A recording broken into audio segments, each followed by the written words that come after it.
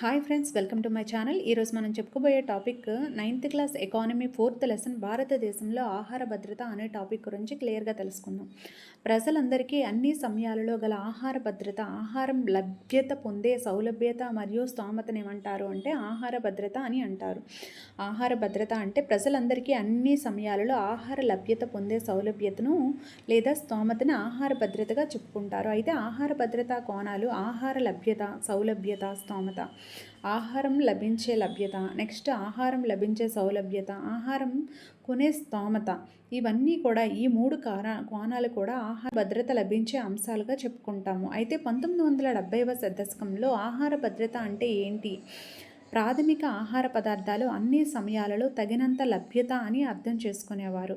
1970 ఆ దశకంలో ఆహార భద్రత అంటే ప్రాథమిక ఆహార పదార్థాలు అన్ని సమయాలలో తగినంత లభ్యత అని అర్థం చేసుకునేవారు. అయితే ఆ తర్వాత ఆరోగ్య హక్కు లేదా ఆహారం పొందే హక్కులుగా పిలిచినటువంటి వాటి ద్వారా ఆహారాన్ని పొందే సౌలభ్యతను పునర్గతించిన వ్యక్తి ఎవరు అంటే అమర్త్య సేన్ హక్కులుగా పిలిచినటువంటి వాటి ద్వారా ఆహారాన్ని పొందే సౌలభ్యత అనేది పునర్ఘటించిన వ్యక్తి. అయితే 1995లో ప్రపంచ ఆహార సదస్సు అనేది జరిగింది. ఈ ప్రపంచ ఆహార సదస్సులో ప్రజలందరికీ అన్ని సమయాలలో తగినంత సురక్షితమైన పౌష్టికాహారాన్ని పొందే భౌతిక, ఆర్థిక సౌలభ్యత కలిగినప్పుడు వ్యక్తిగత, గృహ, ప్రాంతీయ, జాతీయ మరియు ప్రపంచ స్థాయిలో ఆహార భద్రత ఉంటుందని ప్రకటించింది. 1995లో ప్రపంచ ఆహార సదస్సు జరిగింది. ఎన్నవ సంవత్సరంలో? 1995వ సంవత్సరంలో. అయితే ఇండియాలో సంభవించిన అత్యంత విధ్వంసకరమైన కరువు అనేది ఎప్పుడు సంభవించింది అంటే 1943లో బెంగాల్ కరువుగా చెప్పుకుంటాం. అయితే ఇది బెంగాల్ ప్రావిన్స్లో 30 లక్షల మందిని పొట్టన పెట్టుకుంది. ఎప్పుడైతే ఈ కరువు రావడం, పేదరికం అనేది ఎక్కువై ఇండియాలో బెంగాల్ కరువుతో బెంగాల్లో 30 లక్షల మంది చనిపోవడం జరిగింది. అది 1943. పేదరిక గీతకు దిగువన ఉన్న ప్రజలు ఇచ్చే కార్డు ఏంటంటే పీడిఎస్ కార్డు. పేదరికం దిగువన ఉన్న అంటే బీపీఎల్ కార్డుని ఇచ్చే పీడిఎస్ కార్డు, బీపీఎల్ కార్డు. ఇది ఎల్లో కార్డు. ఇది ఏ కలర్లో ఉంటుంది అంటే ఎల్లో కార్డు. పేదరిక గీతకు దిగువన ఉన్న ప్రజలకి ఇచ్చే card yellow card. National health and family survey ప్రకారం 1998-1999లో national health and family survey అనేది నిర్వహించడం జరిగింది. ఈ సర్వే ప్రకారం పాలిచ్చే తల్లులు, గర్భిణీలు 5 years బిలో పిల్లల సంఖ్య ఎంత ఉంది అంటే 11 కోట్లు ఉంది.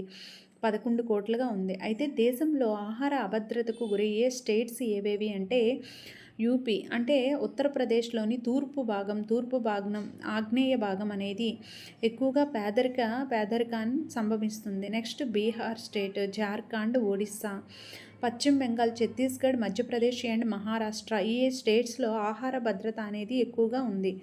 అయితే ఆహార అభద్రతను సూచించే మరొక అంశం ఏంటి అంటే ఆకలి అనేది ఆహార భద్రతను సూచించే ఒక అంశంగా చెప్పుకుంటాము. అయితే 1968 జూలైలో గోధుమ విప్లవం అనేది వచ్చింది. 1968 జూలైలో అప్పటి ప్రధాని ఇందిరాగాంధీ ధృవీకరించారు. ఈ గోధుమ విప్లవాన్ని ధృవీకరించిన వ్యక్తి ఎవరు అంటే ఇందిరాగాంధీ. 1968 జూలైలో ప్రత్యేక స్టాంపు విడుదల చేయడం అనేది జరిగింది.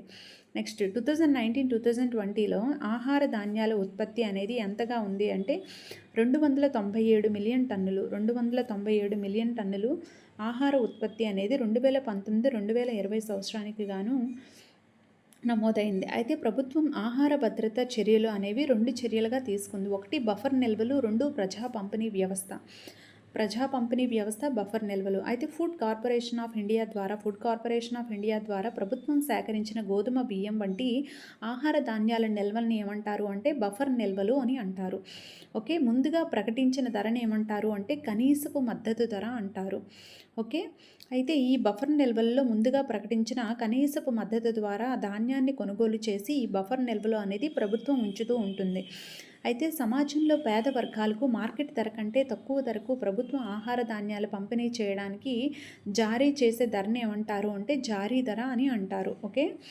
ఎప్పుడైతే ఆహార ధాన్యాలను ప్రభుత్వం కొంత రేటుకి పేద ప్రజలకు అమ్మడం జరుగుతుంది, దీన్ని జారీ ధర అని అంటారు. అయితే ఎఫ్సిఐ ద్వారా సేకరించిన ఫుడ్ని ప్రజా పంపిణీ వ్యవస్థ ద్వారా గవర్నమెంట్ అనేది అందిస్తూ ఉంటుంది.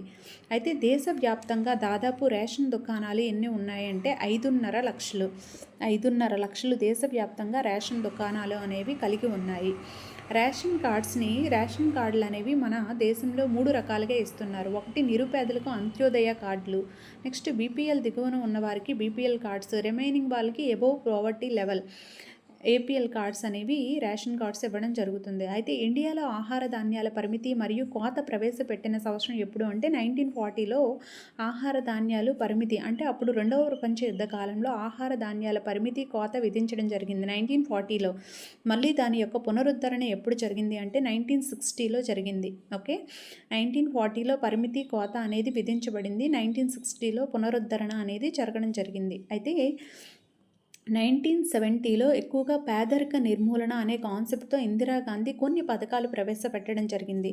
అయితే 1970లో NSSO national sample survey of India నివేదిక ప్రకారం పేదరిక స్థాయిలో అధికంగా ఉండుట కారణం ఆహార ప్రమేయ కార్యక్రమాలు అనేవి 3 ప్రవేశపెట్టాయి.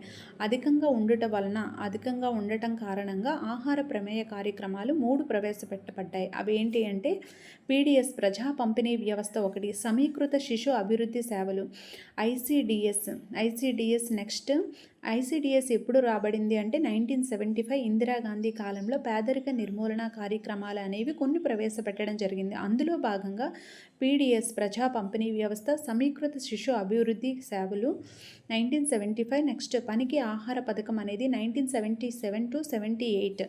ఓకే, ఈ విధంగా 3 అనేవి ప్రవేశపెట్టబడింది. జాతీయ ఆహార భద్రతా చట్టం 2013. జాతీయ ఆహార భద్రతా చట్టం ఎప్పుడు వచ్చింది? 2013. ఒక్కో వ్యక్తికి 5 kgs per month అనేది సరసమైన ధరలకు ఆహారాన్ని, పోషకాహార భద్రత గల జీవితాన్ని ప్రజలకు అందించే ఉద్దేశంతో జాతీయ ఆహార భద్రతా చట్టం 2013 అనేది రాబడింది. దీని ప్రకారం ప్రతి వ్యక్తికి అందవలసిన ఆహారం అనేది అంటే బియ్యం అనేది 5 kgs per month. నెక్స్ట్ ఈ చట్టం ప్రకారం గ్రామీణ ప్రాంతాలలో అర్హులైన కుటుంబాలు 75%, నెక్స్ట్ ఆహార భద్రతకు పట్టణ ప్రాంతాల్లో అయితే 50%. ఓకే, 2013 జాతీయ ఆహార భద్రతా చట్టం ప్రకారం గ్రామీణ ప్రాంతాల్లో అర్హులైన కుటుంబాల శాతం ఎంత అంటే 75%, పట్టణ ప్రాంతాలలో అర్హులైన కుటుంబాల శాతం ఎంత అంటే 50%. ఓకే, నెక్స్ట్ ప్రజా పంపిణీ వ్యవస్థ 1700 బ్లాకుల్లో అయితే మరలా పునరుద్ధరించబడి ప్రవేశపెట్టిన సంవత్సరం ఎప్పుడు అంటే 1992. ప్రజా పంపిణీ వ్యవస్థ 1992లో పునరుద్ధరించబడింది. 20 kgs ఆహార ధాన్యాలు అనేవి ఫ్యామిలీస్కి అందించడం జరిగింది. లక్ష్యం మారుమూల వెనుకబడిన ప్రాంతాలకు పీడిఎస్ యొక్క ప్రయోజనాలను అందించడం కోసం ఈ ప్రజా పంపిణీ వ్యవస్థ 1992లో మరలా పునరుద్ధరించింది. అయితే అన్ని ప్రాంతాలలో పేదలే లక్ష్యంగా సూత్రాన్ని పాటిస్తూ పీడీసీ నూతనంగా మరలా ప్రవేశపెట్టబడిన సంవత్సరం 1997లో జూన్లో మళ్ళీ పీడిఎస్ నూతనంగా ప్రవేశపెట్టబడింది. దీని ప్రకారం బీపీఎల్, ఏపీఎల్ అని 2 విధాలుగా డివైడ్ చేయడం జరిగింది. అంటే below poverty level, above poverty level. అయితే దీని ప్రకారం ప్రతి ఫ్యామిలీకి 35 kgs per month అనేది ఆహార ధాన్యాలు అనేవి అందించడం జరుగుతుంది. పేదలు కాని వారి కోసం భేదాత్మక ధరల విధానం అనేది అవలంబించిన సంవత్సరం 1997.